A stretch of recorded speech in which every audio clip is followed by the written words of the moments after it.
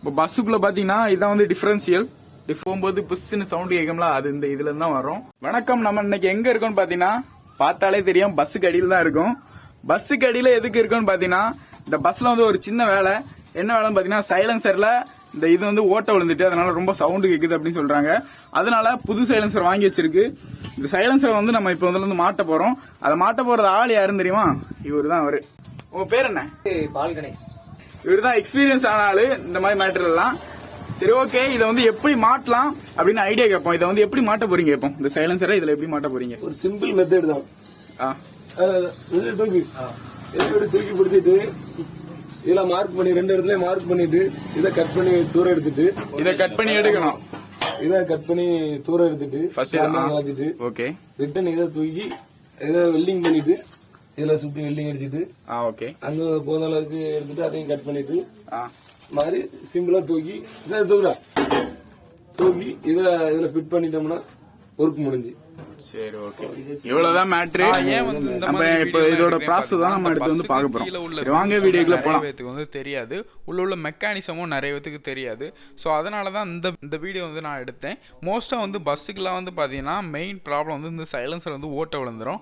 ஏன்னு பார்த்தீங்கன்னா கீழே தான் ஃபுல்லாக வந்து தண்ணிக்குள்ளோடிலாம் ஏறி போகும்போது தண்ணிலாம் பட்டு இந்த சைலன்சர் வந்து இரும்பு தானே சீக்கிரமாக வந்து இத்துரும். சைலன்சர் ஓட்ட விழுந்துட்டுனா சவுண்ட் அதிகமாக இருக்கும். ஸோ அதனால வந்து இல்லீகல் தானே, அதனால சைலன்சர் மாற்றுவாங்க அடிக்கடி. இப்போ வந்து சினிமாலெல்லாம் பார்த்துருப்போம், நிறைய பேர் வந்து பஸ்ஸுக்கு அடியிலேருந்துலாம் ஸ்டண்ட்டு பண்ணுவாங்க. அடியிலேருந்து அப்படியே வந்து போகிற மாதிரி, பஸ்ஸுக்கு கீழேருந்து தெரியாமல் போலீஸுக்கு தெரியாமல் போகிற மாதிரிலாம் நிறைய ஸ்டண்ட்டு பண்ணுவாங்க. அதெல்லாம் நான் வந்து முன்னாடி வந்து ஃபேக்குன்னு நினச்சிட்டு இருந்தேன். பட் வந்து ரியலாகவே அது வந்து உண்மை தான். இங்கே வந்து பார்த்தா தான் தெரியுது, நேரில் பார்த்தா தான். உள்ளே வந்து ஒரு 5 பேர் தங்குற மாதிரி ஒரு ஸ்பேஸ் இருக்குது. அந்த அளவுக்கு வந்து ஸ்பேஸ் இருக்குது. நாங்கள் வந்து இந்த பஸ்ஸுக்கு கீழே வந்து குனிஞ்சு நிற்கலாம், அந்த அளவு ஸ்பேஸ் இருக்குது. பட் வெளியிருந்து பார்த்தீங்கன்னா ஒரு ஆள் வந்து படுத்து கிடந்தா எப்படி இருக்கும், அந்த ஸ்பேஸ் தான் வெளியிருந்து பார்த்தா தெரியுது. ஆனால் உள்ளே வந்து பார்த்தா தான் தெரியுது ஒரு ஆள் அப்படியே வந்து குனிஞ்சு நிற்கலாம். 5 பேர் தாராளமாக நம்ம வந்து இந்த பஸ்ஸுக்கு கீழே வந்து தங்கலாம். அந்த ஓகே, இப்போ வந்து இந்த சைலன்சர் வந்து எப்படி மாற்றுறாங்க அதை பற்றி பார்க்கலாம்.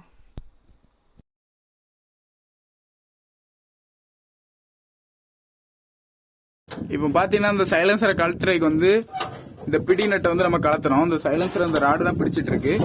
ஸோ அதை வந்து கலத்தணும். அதான் கழட்டிட்டு இருக்காங்க. இப்போ பார்த்தீங்கன்னா பஸ்ஸோட எக்ஸாஸ்ட் பைப் வந்து கட் பண்ணணும். பஸ்ஸோட எக்ஸாஸ்ட் பைப் வந்து பாதி வந்து நல்லா இருந்துச்சு. அதுக்கப்புறம் தான் சைலன்சர் இருக்க இடத்துல வந்து ஓட்ட விழுந்துச்சு. ஸோ அதனால் எக்ஸாஸ்ட் பைப்பை கொஞ்சம் சைலன்சருக்கு முன்னாடி வந்து கட் பண்ணி எடுத்தாச்சு. கட் பண்ணி எடுக்கும்போது பார்த்தீங்கன்னா எல்லாம் துரு பிடிச்சி அப்படியே இத்து போய் தான் இருந்து ஈஸியாக வந்து கலந்து வந்துட்டு. ஸோ அப்படியே வந்து எடுத்துடலாம்.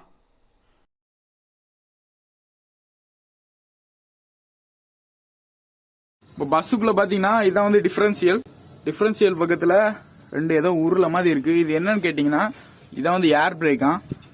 குழாய் போகுது பாருங்க, ஏர் பைப்பு போய் அப்படியே வந்து பாத்தீங்கன்னா இதான் ஏர் டேங்கு. இது என்ன பாத்தீங்கன்னா, ஏர் வந்து ரொம்ப அதிகமா ஏறிட்டுனா இந்த லோடி கீழே வரும். சில நேரம் பஸ் போகும்போது பழைய சைலன்சர் அது இதுல தான் வரும். வந்து நம்ம வந்து வெல்டிங் வைக்கணும். தனித்தனி பைப்பா வாங்கிட்டு வந்திருக்காங்க. ஸோ அதனால வெல்டிங் வைக்கணும். வெல்டிங் பண்ணி ஜாயின் பண்ணணும். அதுக்கு வந்து பார்த்தீங்கன்னா ஆர்க் வெல்டிங் வைக்கிறத விட கேஸ் வெல்டிங் வைக்கிறது தான் நல்லதுன்னு சொல்றாங்க. ஏன்னா ஆர்க் வெல்டிங் வச்சா அங்கங்கே சில ஓட்டை இருக்குமா, அதனால வந்து ஈஸியாக வந்து அந்த வழியோட இந்த எக்ஸாஸ்ட் வந்து வெளியே வரும். மறுபடியும் அந்த ஓட்ட வர சான்ஸ் இருக்குது அப்படின்னா கேஸ் வெல்டிங் வைக்கிறாங்க. கேஸ் வெல்டிங் இப்போ பார்த்தீங்கன்னா வச்சு முடிச்சாச்சு. நல்லா ஃபினிஷிங்காக இருக்குது. ரொம்பவே சூப்பராக வச்சுருக்காங்க. அது அடுத்து பார்த்தீங்கன்னா நம்ம தேவையில்லாத லென்த் பைப்பெல்லாம் நம்ம வந்து கட் பண்ணி எடுக்கணும். பஸ்ஸோட அளவு பார்த்து அதுக்கேற்ற மாதிரி கட் பண்ணி எடுத்திருக்காங்க. இப்போ பார்த்தீங்கன்னா சைலன்சர் வந்து ஃபிட் பண்ணி வச்சாச்சு. சும்மா ஃபிட் பண்ணி தான் வச்சிருக்கு. இதில் பார்த்தீங்கன்னா ஆர்க் வெல்டிங் வைக்கிறாங்க. அதுக்காக என்ன பண்ணுறாங்க பார்த்தீங்கன்னா எர்த் கனெக்ஷன் வந்து பண்ணுறாங்க. எர்த் எடுத்து அந்த சைலன்சரில் லைட்டாக வந்து ஒரு வெல்டிங் வச்சுருக்காங்க பிடிக்க வேண்டி. எர்த் வைக்கும்போது பஸ்ஸோட பேட்டரியை வந்து கழட்டி விடணும், இல்லைனா ஒயர்லாம் அடி வாங்கும் அப்படின்னு சொல்கிறாங்க. அதனால் கழட்டி விட்டாச்சு. இப்போ பார்த்தீங்கன்னா அப்படியே வந்து ஆர்க் வெல்டிங் வைக்கிறாங்க. ஃபிட் பண்ணி லேசாக ஃபிட் பண்ணி அப்படியே ஆர்க் வெல்டிங் வச்சு சுற்றி ஃபினிஷிங்காக வந்து வெல்டிங் வைக்கிறாங்க.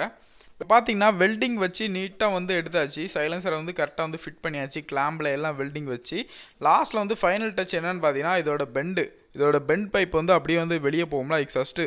அந்த பெண்ட் பைப் வந்து பழைய பெண்டு தான் போட்டிருக்கோம். ஏன்னா புது பெண்டு வந்து இதில் வந்து மாட்ட முடியாது. பைப் வந்து சேம் சைஸாக இருக்கிறதுனால வெல்டிங் வைக்க முடியாது. சின்ன சைஸாக இருந்தால் ஈஸியாக வந்து உள்ளே போயிடும். ஈஸியாக வந்து வளைச்சி நம்ம வந்து வெல்ட் பண்ணிடலாம். அதே மாதிரி தான் இப்போ வந்து வெல்டிங் பண்ணிகிட்டு இருக்காங்க. இதுக்கு வந்து கேஸ் வெல்டிங் தான் பண்ண முடியுமா, ஏன்னா வந்து வளைச்சி வைக்கிறதுனால. இவ்வளோ தான் வேலை எல்லாமே இப்போ வந்து முடிஞ்சு, இவ்வளோ தான் பஸ்ஸு சைலன்சர் கனெக்ட் பண்ணுறதுக்கு இவ்வளோ தான் மொத்த ஒர்க்கு. இப்போ வந்து பார்த்தீங்கன்னா இந்த சைலன்சரில் வந்து பார்த்தீங்கன்னா இப்போ வந்து பெயிண்ட் பண்ணுறேன்னா மறுபடியும் துருபிடிக்கும். பெயிண்ட் பண்ணுறது வந்து இந்த டிங்கர் ஷாப்பில் இல்லை, அதனால் வெளியே தான் கொண்டு போங்க. ஸோ அதனால் அந்த பெயிண்ட் பண்ணுறதை வந்து கேப்சர் பண்ண முடியாமல் போயிடுச்சு. ஸோ இந்த வீடியோ பிடிச்சிருந்தா மறக்காமல் ஷேர் பண்ணுங்கள், மறக்காமல் நம்ம சேனலை சப்ஸ்கிரைப் பண்ணுங்கள். அப்போ தான் அடுத்தடுத்த வீடியோ வந்துக்கிட்டே இருக்கும். அடுத்து எந்த மாதிரி வீடியோ வேணும் அப்படின்னு கமெண்ட் பண்ணிங்கன்னா நல்லாயிருக்கும். அந்த வீடியோ நான் வந்து கேப்சர் பண்ண ட்ரை பண்ணுவேன். ஓகே, நெக்ஸ்ட் வீடியோவில் பார்க்கலாம். பாய்.